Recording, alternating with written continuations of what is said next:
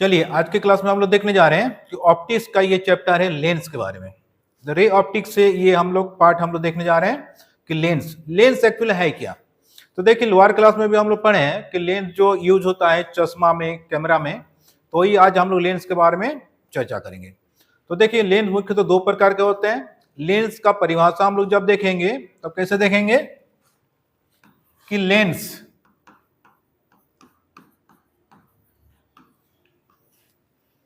किसी ठोस पारदर्शी माध्यम का बना हुआ एक पदार्थ होते हैं जिसमें कम से कम एक सतह वक्र होना चाहिए। अब देखिए ये हो गया उत्तल लेंस और ये हो गया अवतल लेंस। कोई जरूरी नहीं कि दोनों सतह वक्र हो, कोई एक सतह होगा तो भी हम लोग वो लेंस के ग्रुप में बोल सकते हैं। जैसे मान के चलिए ये हो गया आधा लेंस, तो इसको भी हम लोग लेंस ही बोलेंगे। ये कौन सा लेंस बोलेंगे? सम उत्तल। अगर अवतल है ऐसे और एक साइड है समतल, तो इसको हम लोग क्या बोलेंगे? सम अवतल। तो देखिए लेंस का परिभाषा हम लोग फिर से बोल देते हैं कि लेंस किसी ठोस पारदर्शी माध्यम का एक बना हुआ भाग होता है जिसमें कम से कम एक सतह वक्र होते हैं। अब देखिए लेंस का जो मुख्य पार्ट है उसके बारे में हम लोग चर्चा करते हैं। सबसे पहले जानना होगा कि प्रकाशिक केंद्र,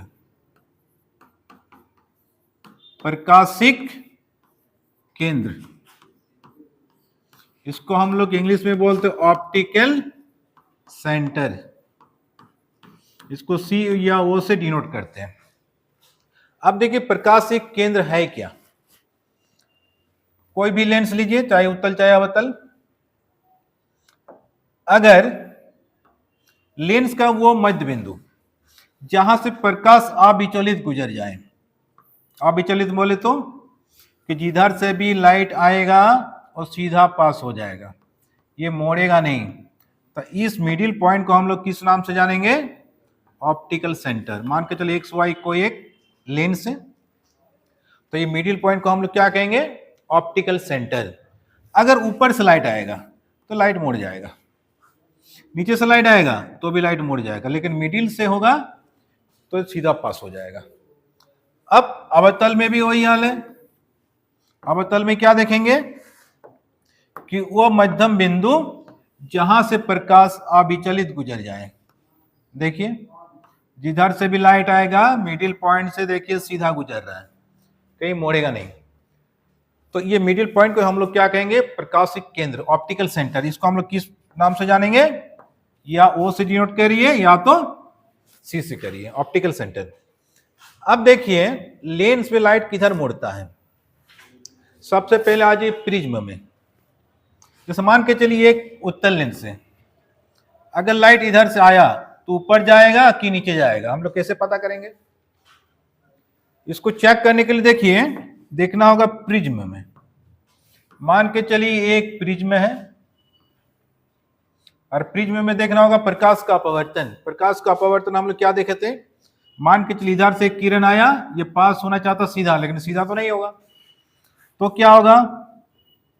यहां पर हम लोग एक अभिलंब डालेंगे जहां पर आपतित हो रही किरण। अब हम लोग जानते हैं जब विरल माध्यम से सघन माध्यम की ओर प्रकाश जाती है तो अभिलंब की ओर मुड़ जाती है प्रकाश। तो इस पॉइंट से क्या होगा कि प्रकाश अभिलंब की ओर मुड़ेगा। अब फिर सघन से विरल में जा रहा है तो किधर जाएगा प्रकाश? अब फिर यहां पर अभिलंब डालिए, इस पॉइंट में फिर डालेंगे अभिलंब। फिर हम लोग क्या जानते हैं कि जब प्रकाश सघन माध्यम से विरल में जाती है तो अभिलंब मूल पथ से दूर हटती है, ये प्रकाश जाएगा किधर? नीचे की ओर। अब तो इतना समझ में आ गया। बस यही चीज है लेंस में।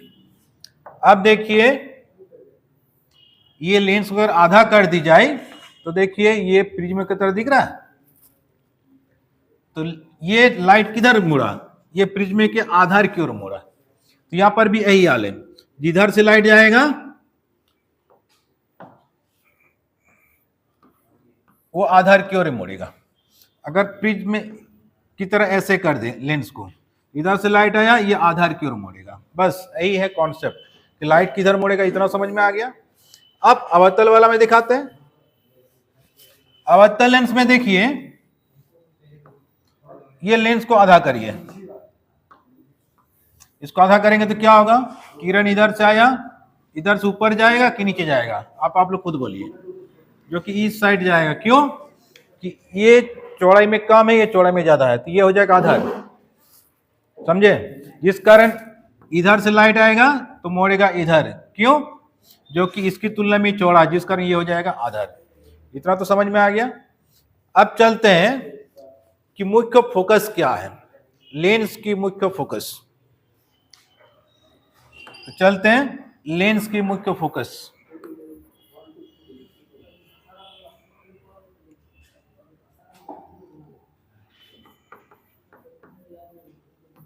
इसको हम लोग कैपिटल एफ से डिनोट करते हैं और फोकल लेंथ को करते हैं स्मॉल एफ से। अब देखिए, मान के चलिए एक उत्तल लेंस है और ये इसका मुख्य अक्ष है। अब अनंत से किरणें आ रही है तो लाइट किधर मोड़ेगा, देखिए तो अभी हम समझाएं, ये लाइट मोड़ेगा आधार की ओर और ये भी लाइट मोड़ेगा आधार की ओर। अब दोनों का मिलन एक ही जगह पर हो रहा है, मिडिल वाला तो मुख्य अक्ष है, यहां से लाइट मोड़ेगा नहीं, जो कि ऑप्टिकल सेंटर से पास हो रहा है। ऑप्टिकल सेंटर से लाइट पास होगा तो लाइट मोड़ता नहीं, सीधा पास करेगा। अब अनंत से आने वाली प्रकाश की किरणें, अब देखिए मुख्य अक्ष समानांतर है, तो अपवर्तन के पश्चात जिस बिंदु पर मिलती है उस बिंदु को हम लोग क्या कहेंगे, मुख्य फोकस। इस पॉइंट को हम लोग कहेंगे प्रिंसिपल फोकस, मुख्य फोकस। इसका परिभाषा कैसे दे सकते हैं कि मुख्य अक्ष के समानांतर आने वाली प्रकाश की किरण अपवर्तन के पश्चात जिस बिंदु पर मिलती है उस बिंदु को हम लोग क्या कहेंगे, मुख्य फोकस। इसे कैपिटल एफ द्वारा सूचित किया जाता है। अब ये तो हो गया उत्तल वाला। अब चलते अवतल में। अवतल में हम लोग कैसे देखेंगे, ये देखिए अवतल लेंस है, ये हो गया इसका मुख्य अक्ष। मुख्य अक्ष समानांतर किरणें आ रही है, ये जाएगा ऊपर की ओर, ये भी आया मुख्य अक्ष समानांतर, ये जाएगा नीचे की ओर। अब देखिए ये दोनों किरण आपस में कभी मिलेगा, ये तो प्रिंसिपल एक्सिस में सीधा जाएगी। अब तीनों किरण कभी मिलने वाला नहीं है, तो वास्तविक में मिलेगा नहीं तो काल्पनिक में मिलेगा। तो इसको पीछे की ओर धकेल दीजिए, ये काल्पनिक में ये लाइट मिलेगा। काल्पनिक मतलब इसको पीछे की ओर धकेल दीजिए। जिस पॉइंट पर मिल रहा है इस पॉइंट को हम लोग किस पॉइंट से जानेंगे, प्रिंसिपल फोकस। बात समझे, ये ऑप्टिकल सेंटर है। अब दोनों का एक साथ अगर परिभाषा बोला जाए तो कैसे हम लोग दे सकते हैं परिभाषा, देखिए मुख्य अक्ष के समानांतर आने वाली प्रकाश की किरणें अपवर्तन के पश्चात जिस बिंदु पर मिलती है या मिलती हुई प्रतीत होती है उस बिंदु को मुख्य फोकस कहा जाता है। इसे कैपिटल एफ द्वारा सूचित किया जाता है। इतना समझ में आ गया। अब देखिए इसके बाद आएगा फोकल लेंथ। फोकल लेंथ किसे कहा जाता है, चलिए नेक्स्ट देखते हैं फोकल लेंथ। इसको हम लोग स्मॉल एफ से डिनोट करते हैं। अब देखिए इसका परिभाषा, इतना तो डायग्राम समझ में आ गया है। अब ऑप्टिकल सेंटर और मुख्य फोकस के बीच की दूरी को हम लोग क्या कहेंगे, फोकल लेंथ, मतलब फोकस दूरी। अब इसमें आएगा आगे की ओर और अवतल में आएगा पीछे की ओर। अब हम लोग डायरेक्शन में जानते हैं कि आपतित किरण के डायरेक्शन में जाएगा तो पॉजिटिव होगा और पीछे जाएगा तो माइनस होता है। ऑप्टिकल सेंटर से इसका दूरी मापी जाती है। ऑप्टिकल सेंटर से ये पीछे की ओर आ रहा है दूरी मापने के लिए, तो इसका फोकल लेंथ हो जाएगा माइनस में और इसका फोकल लेंथ हो जाएगा प्लस में। अब इसका परिभाषा कैसे देंगे फोकस दूरी का, इंग्लिश में बोलते फोकल लेंथ, हिंदी में बोलते फोकस दूरी। अब देखिए किसी लेंस के प्रकाशिक केंद्र तथा मुख्य फोकस के बीच की दूरी को फोकस दूरी कहा जाता है।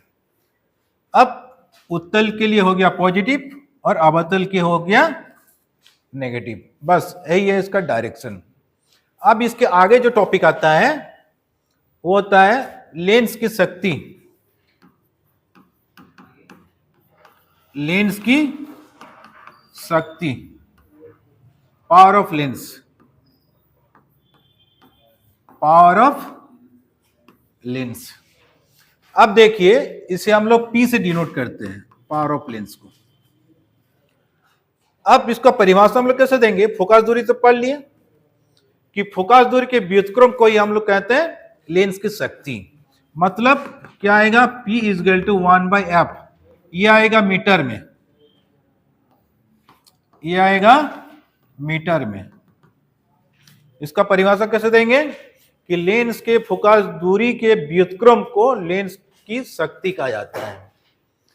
अब अगर इसको सेंटीमीटर में डिनोट किया जाए तो 100 क्या आ जाएगा? F।